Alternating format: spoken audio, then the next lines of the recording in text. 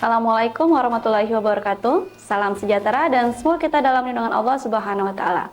Perkenalkan, saya Nazifa Esikom Emikom, dosen tetap program studi Ilmu Komunikasi Universitas Muhammadiyah Riau.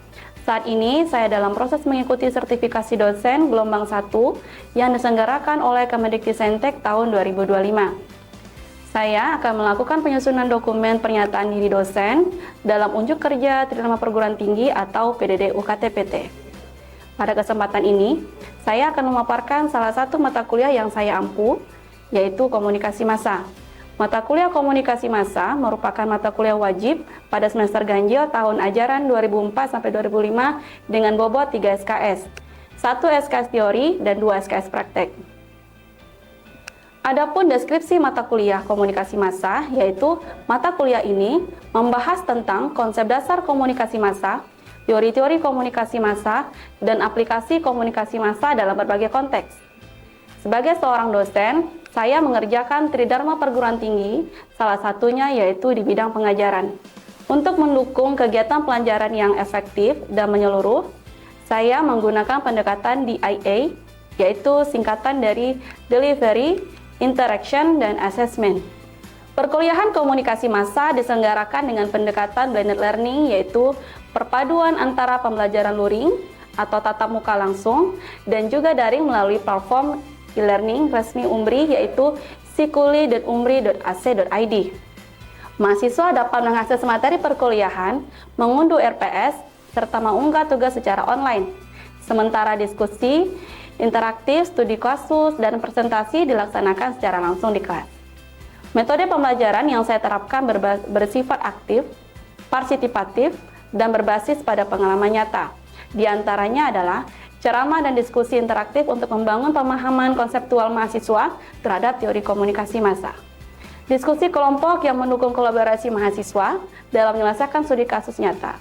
Project based learning di mana mahasiswa menyusun proyek konten media massa yang efektif, memproduksi dan menyebarkan konten media massa, serta menganalisis dan mengevaluasi efektivitas kampanye media massa sebagai bentuk aplikasi praktis dari materi yang telah dipelajari. Untuk capaian pembelajaran meliputi CPL 1, yaitu mahasiswa dapat memahami konsep dasar komunikasi massa dan mengaplikasikannya dalam berbagai konteks. CPL 2, mahasiswa dapat menganalisis peran media massa dalam masyarakat dan mengembangkan strategi komunikasi massa yang efektif. CPL 3, mahasiswa dapat mengembangkan kemampuan komunikasi massa yang efektif dan dapat digunakan dalam berbagai profesi. Untuk capaian pembelajaran pada mata kuliah yang dihadapkan antara lain CMK 1, mahasiswa dapat memahami konsep dasar komunikasi massa dan teori-teori yang terkait. CMK 2, mahasiswa dapat memahami konsep dasar komunikasi massa dan teori-teori yang terkait. CMK 3, mahasiswa dapat memahami teori-teori komunikasi massa dan mengaplikasikannya dalam analisis kasus. Untuk media pembelajaran pada mata kuliah komunikasi massa ini meliputi RPS yang dapat diunduh melalui e-learning Universitas Muhammadiyah Riau, PowerPoint, studi kasus, dan artikel ilmiah. Serta yang ketiga yaitu video pembelajaran. Adapun materi pembelajaran pada mata kuliah komunikasi massa ini meliputi 1. Definisi dan ruang lingkup komunikasi massa, 2. Ciri-ciri komunikasi massa, fungsi komunikasi massa, dan 3. Dimensi komunikasi massa. Materi keempat, proses komunikasi massa.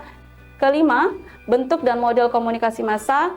Materi keenam, hambatan komunikasi massa dan media dalam sistem pemerintahan. Materi ketujuh, teori komunikasi massa, dan kedelapan atau pertemuan ke-8 itu adalah UTS. Materi ke-9 yaitu teori komunikasi massa.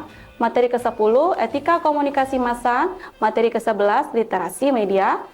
Materi 12, konvergensi media. Materi ke-13, budaya massa dan budaya populer. Dan materi ke-14, peran pers dalam kehidupan demokrasi. Materi ke-15, peran pers dalam komunikasi internasional. Serta pertemuan terakhir, pertemuan ke-16 itu adalah UAS.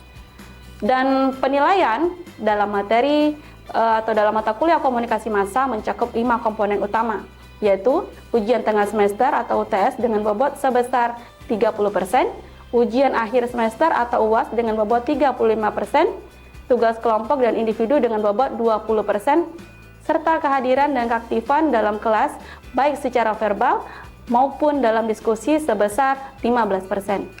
Penilaian dilakukan secara objektif berdasarkan indikator seperti ketepatan dan penguasaan materi, partisipasi aktif, serta kemampuan analisis terhadap studi kasus. Saya menggunakan rubrik penilaian yang jelas dan terukur, dan hasil evaluasi saya sampaikan kembali kepada mahasiswa sebagai bagian dari proses umpan balik untuk meningkatkan kualitas pembelajaran. Dengan pendekatan ini, saya berkomitmen untuk menciptakan pembelajaran yang berpusat pada mahasiswa, sekaligus menyiapkan lulusan yang mampu berpikir adaptif, kreatif, dan kritis terhadap perubahan, serta siap menghadapi tantangan dunia kerja di bidang komunikasi yang dinamis. Baik, untuk tahap berikutnya, mari kita simak video pembelajaran mata kuliah komunikasi massa. Assalamualaikum warahmatullahi wabarakatuh. Waalaikumsalam warahmatullahi wabarakatuh. Selamat pagi teman-teman semua mahasiswa. Bagaimana keadaannya hari ini? Mudah-mudahan kita dalam keadaan sehat selalu dan terus semangat ya untuk kegiatan kita pada hari ini. Baik, sebelum kita mulai kuliah kita hari ini, kita berdoa terlebih dahulu. Berdoa dimulai. Berdoa selesai, kita akan masuk pada mata kuliah komunikasi massa. Ya, hari ini pertemuan 11 tentang materinya adalah literasi media. Sebelum kita masuk kepada materi pada hari ini, saya ingin merecall dulu pada mata kuliah minggu lalu, yaitu mata kuliah komunikasi massa yang materinya tentang etika bermedia sosial. Nah, masih ingat ya, saya harap teman-teman semua. Ada yang bisa menjelaskan apa yang dimaksud dengan konsep etika bermedia sosial dari materi minggu lalu? Siapa? Etika bermedia sosial, silakan. Oke, boleh? Kamu yang di tengah. Sebutkan namanya ya.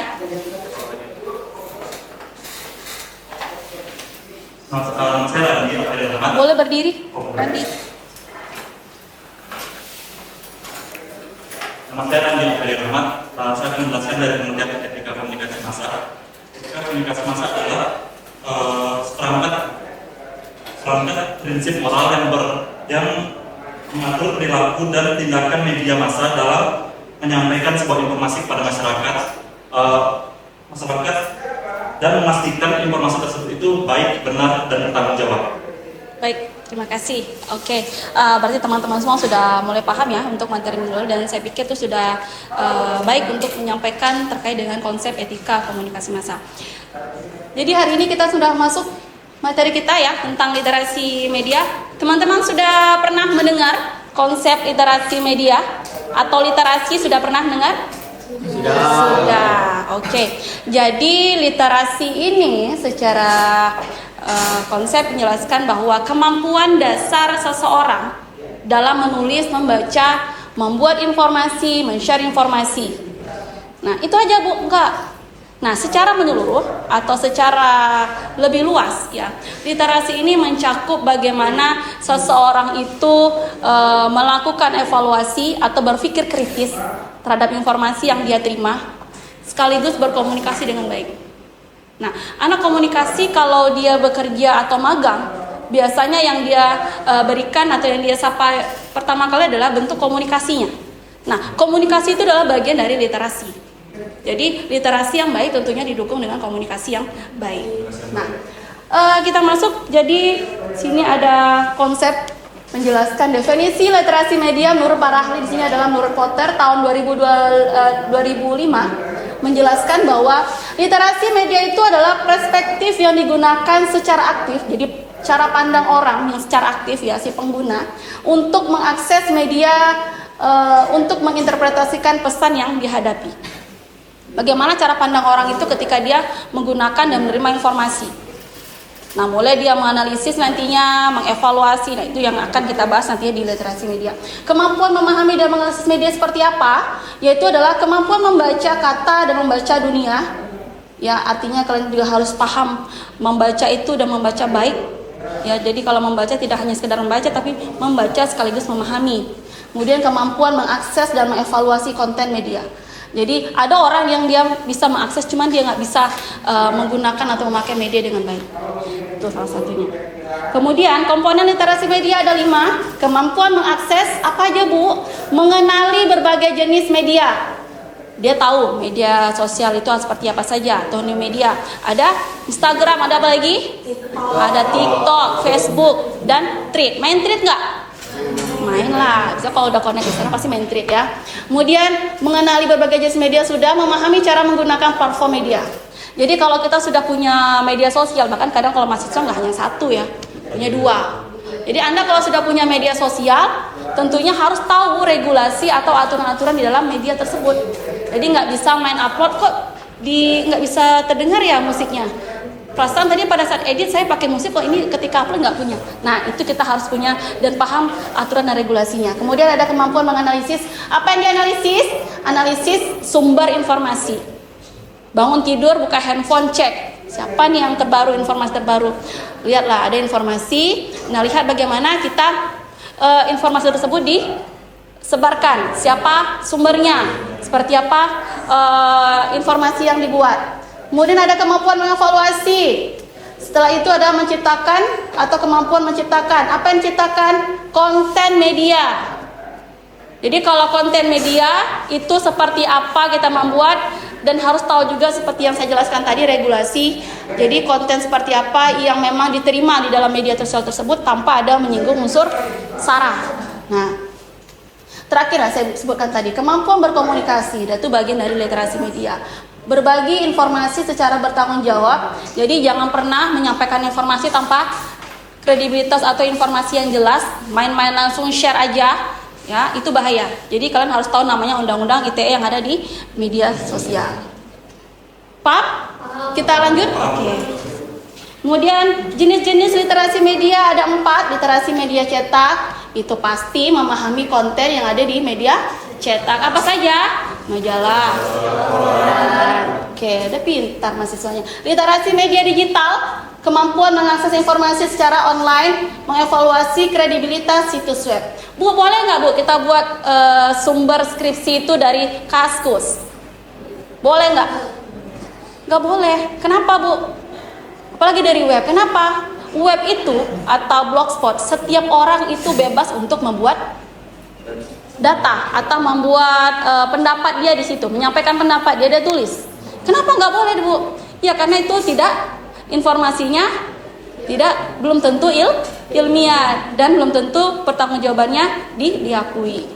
Nah, kemudian ada literasi media audiovisual, menganalisis konten televisi dan film, ya, memahami teknik persuasi visual, dan terakhir ada literasi media sosial, mengevaluasi informasi di media sosial dan memahami algoritma dan filter bubble. Algoritma tahu nggak? Jadi kalau kalian mau follow nih, saya sedang mencari sepatu BKK atau Guangzhou gitu. Saya follow misalnya kamu nih, siapa namanya? Aldo. Itu masuk pencarian sepatu itu di dalam iklannya atau di media sosialnya Aldo. Tuh, ini ya. Jadi ini relate dalam sebuah riset ilmiah saya yang kemarin itu lolos hibah internal. Judulnya adalah implementasi literasi digital terhadap manajemen privasi komunikasi dalam bermedia sosial pada mahasiswa. Kenapa saya katakan implementasi? Mahasiswa sekarang nggak paham menggunakan media ya kan. Kalau saya bilang Anda paham literasi, bisa Bu literasi saya bisa menggunakan, memahami, mengakses. Sekarang adalah implementasinya bagaimana? Nyatanya banyak mahasiswa yang dia punya sampai 2-3 medsos, dia bisa menggunakan, tapi dia nggak bisa mengimplementasikan level-level literasi media dengan baik. Ada yang dia ketika membuat konten dia tidak memperhatikan unsur-unsur atau regulasi dalam bermedia sosial, artinya dia kena banned atau segala macam, kemudian tidak terdengar lagunya, kemudian sesekali dia ada menyinggung komentar-komentar negatif, kemudian melihat status orang, sekarang saya lagi nge-gym di sini nih, nge-gymnya tempat gym yang terkenal gitu, kita buat juga gitu. So kenapa gitu nggak boleh Bu? Status kita atau aktivitas kegiatan kita nggak boleh selalu di-share di media sosial. Di dalam literasi media ada namanya kesadaran etika. Anda sadar apa yang Anda buat, Anda sadar apa yang Anda upload di media sosial. Itu namanya kesadaran etis. Jadi di dalam hasil penelitian saya ini menjelaskan bahwa mahasiswa UMRI itu tingkat literasi medianya dalam level baik. Artinya sudah cukup baik dalam melakukan kemampuan literasi medianya di media sosial. Kemudian manfaat dan pentingnya literasi media. Kenapa penting? Ya harus. Mahasiswa sekarang itu harus punya namanya perlindungan diri. Kenapa? Kita dikelilingi dengan media setiap hari ya. Dulu kita mau belanja harus ke pasar, harus ke tempat perbelanjaan. Sekarang e-commerce sudah menyediakan itu segala macam, toko oranye, toko hijau gitu.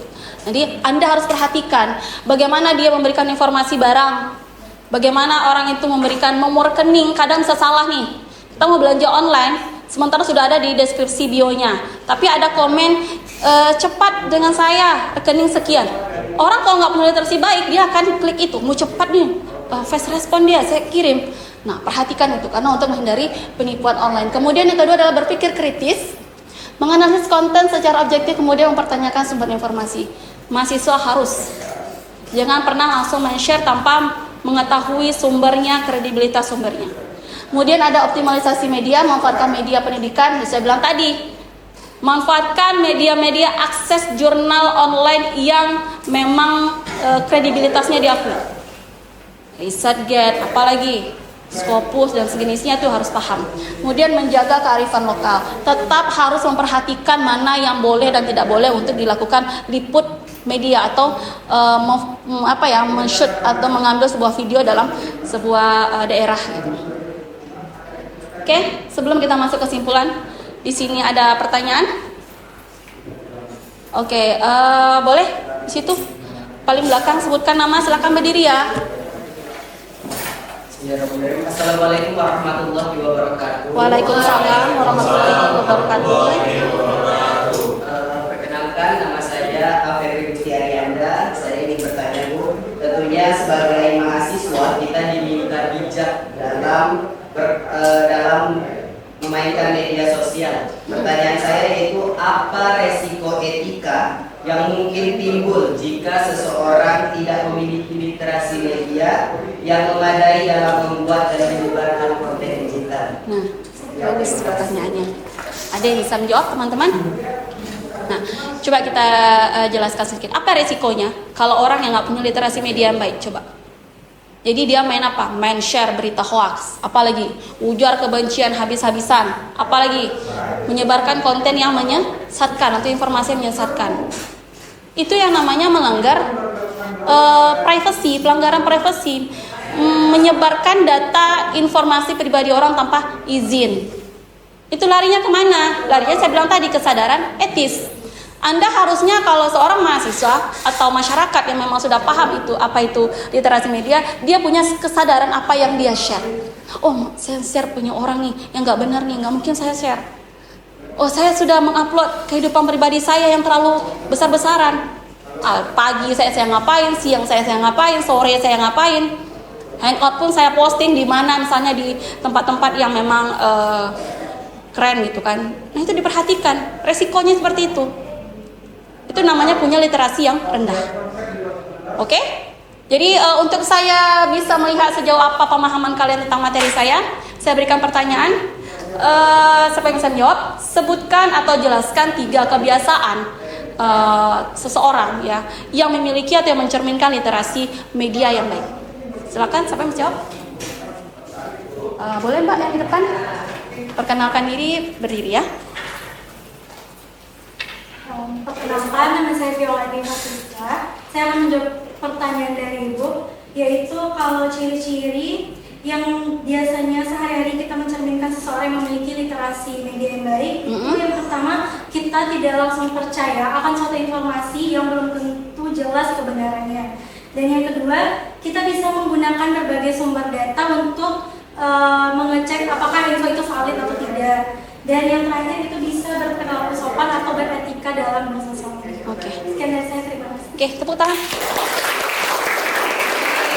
Semoga teman-teman sudah paham dengan materi saya pada hari. Tinggal kesimpulan kita terakhir, yaitu adalah literasi media itu bukan sekedar keterampilan teknis ya, tetapi juga bagian dari kesadaran sosial dan tanggung jawab Anda sebagai warga digital yang menggunakan akses media setiap hari.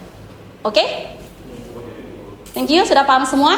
Saya harap teman-teman semua sudah menerima materi pada hari ini dengan baik. Terima kasih yang sudah hadir pada mata kuliah kita pada pagi hari ini. Lebih dan kurang saya mohon maaf. Terima kasih. Assalamualaikum warahmatullahi wabarakatuh.